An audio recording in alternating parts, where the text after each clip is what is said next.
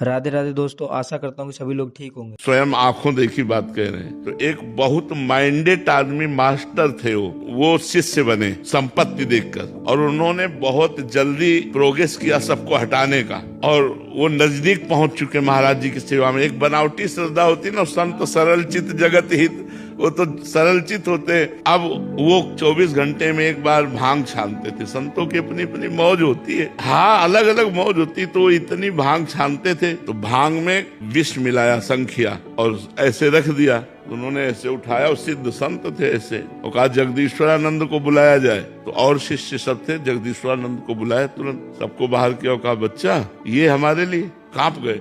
तो उन्होंने खप्पर में घुरा और हरिओम पूरा पी गए। उन्होंने कहा कि अरे गुरु जी, बोले पिलाने के लिए तो तूने रखा है। और 7 दिन पद्मासन में बैठे रहे, और रोज बुलाते उसको, कहते देख तेरे जहर का कोई प्रभाव पड़ा, देख तेरे जहर का कोई प्रभाव। और ये कोई नहीं जानता था। 7वें दिन कहा अब मैं अपना शरीर अपनी इच्छा से त्यागता हूँ, तेरे जहर से नहीं। जो ही उन्होंने संकल्प किया, पूरे शरीर में जहर फैल गया, पूरा नीला शरीर पड़ गया, शरीर छूट गया। उस व्यक्ति को देखा गया कि जैसे पानी आता है और दरारें पड़ जाती है ना मिट्टी में पानी जाने के बाद, ऐसे शरीरों में दरारें पड़ गई और मवाद चूने लगा। और वो चीख चीख के कहता गुरु को जहर देने के कारण मेरी दुर्दशा हो रही, कोई बचा लो।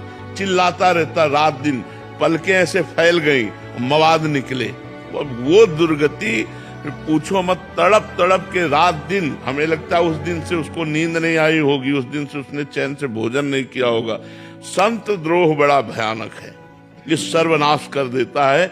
इसलिए चाहे गुरु भाई से हो या किसी अन्य संत से हो, कभी द्रोह न करे। वो गाली दे तो भी चरणों की तरफ ही झुके। संतों के चरणों की तरफ झुकने में ही मंगल है।